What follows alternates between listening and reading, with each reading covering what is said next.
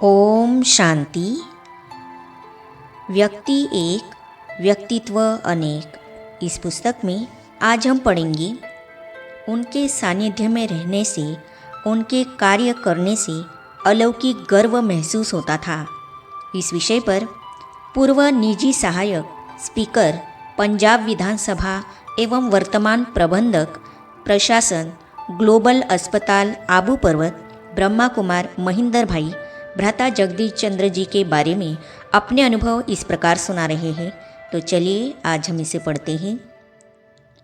सन 1983 में मैं भ्राता ब्रिजमोहन जी के साथ मधुबन आया था कॉन्फ्रेंस की सेवा के लिए।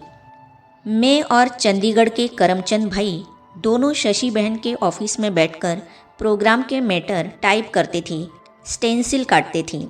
सन 1983 से लेकर जितने भी universal peace conference Om Shanti भवन में हुई, उनमें पूरे विश्व के उच्च कोटि के नेता जैसे कि संयुक्त राष्ट्र संघ के सहायक महासचिव भ्राता रॉबर्ट मुल्लर, मिस्र की मैडम सादात, भारत के तत्कालीन राष्ट्रपति ज्ञानी जेल सिंह जी, प्रधानमंत्री राजीव गांधी जी, नरसिंह राव जी, अटल बिहारी वाजपेयी जी आदि सम्मिलित होते रहते थे।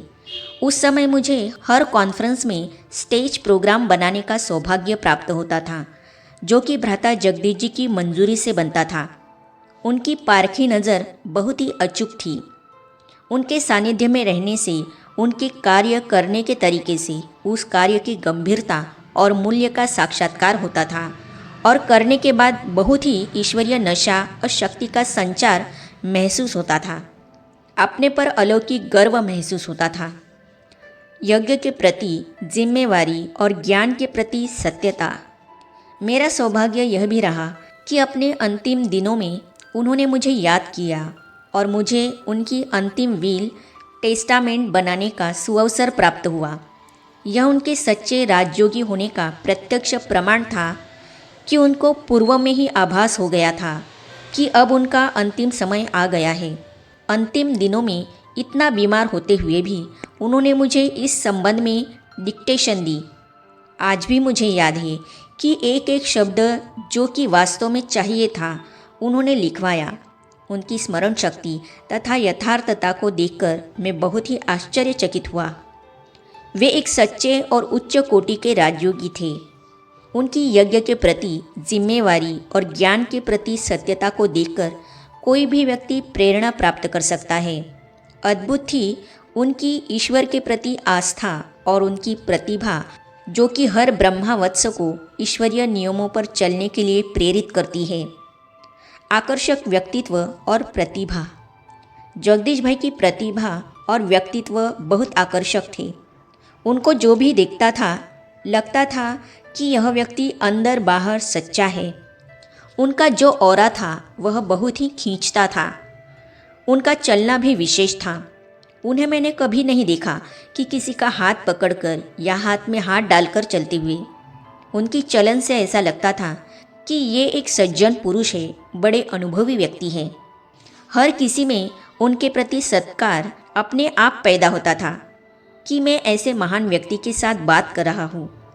हम किसी से मिलते हैं तो हमें होता है कि सामने वाले को कुछ न कुछ सुना लूँ, लेकिन जब भी हम उनके पास जाते थे तो मन करता था कि उनसे कुछ सुनें और उनकी बातों पर अमल करें। वे कभी वैसी तैसी या अनावश्यक बातें नहीं सुनाते थे। जो सुनाते थे वो एकदम एक्यूरेट होता था।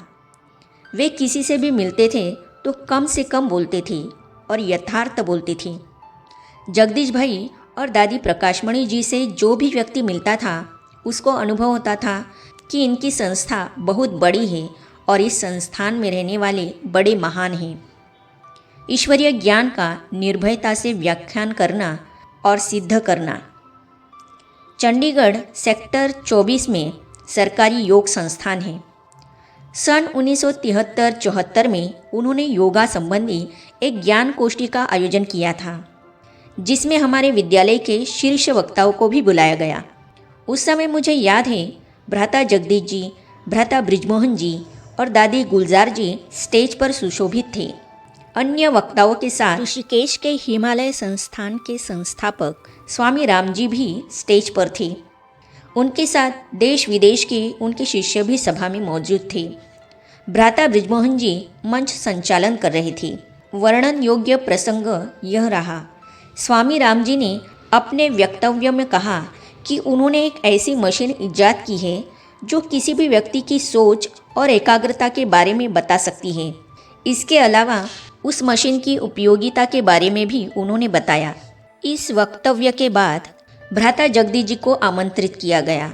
उन्होंने बड़े सम्मानपूर्वक स्वामी जी की बात का उदाहरण देते हुए कहा कि हमें ऐसी मशीन की आवश्यकता है जो हमें बताए कि हमारी एकाग्रता अच्छी बात पर है या गलत बात पर है। इनकी मशीन यह तो नहीं बता सकती। गीता के भगवान ने कहा है कि मन मना भव होने से परमात्मा की याद में स्थित हो सकते हैं। क्या इनकी मशीन यह बता सकती है कि अमुक व्यक्ति की इस समय एकाग्रता परमात्मा व उनकी शक्तियों पर केंद्रित है? यह बात सुनते ही स्वामी राम जी गुस्साए हुए अपनी कुर्सी से उठे और भ्राता जगदीश जी का माइक लेकर ईश्वरीय विश्वविद्यालय के बारे में अनाप शनाप बातें बोलने लगे। फिर एकाएक स्टेज से उतरकर अपने शिष्यों के साथ सभागार से बाहर चले गए। उसके बाद भ्राता जगदीश जी ने सप्रेम बोला कि देखो, आजकल योगा प्राचार्य का यह हाल है कि बात को बिना समझे ही क्रोधित हो जाते हैं। राजयोग तो व्यक्ति का क्रोध समाप्त कर देता है तथा सच्ची शांति प्रदान करता है। इस घटना का वर्णन करने का तात्पर्य यह है कि कितने भी बड़े बड़े विद्वानों की सभा हो, भ्राता जगदीश जी परमात्मा ज्ञान की सत्यता का वर्णन करते डरते नहीं थे। निर्भयता से ईश्वरीय ज्ञान का व्याख्यान करते थे और उसको सिद्ध करते थे। आगे हम पढ़ेंगे, छोटों के कार्य देख खुश भी होते थे और प्रशंसा भी करते थे। इस विषय पर कटक सेवा केंद्र पर समर्पित रूप से सेवा कर रहे ब्रह्मा कुमार नथमल भाई भ्राता जगदीश जी के साथ के अपने अनुभव इस प्रकार सुना रहे हैं। तो इन अनुभवों को हम पढ़ेंगे अगली कड़ी में। तो ये जानने और पढ़ने के लिए इस चैनल को सब्सक्राइब करने के साथ ही साइड में जो बेल आइकॉन है उसे भी क्लिक कीजिए ताकि आने वाली सभी वीडियो और अब तक की सारी वीडियो आप तक पहुंचती रहेगी। ओम शांति।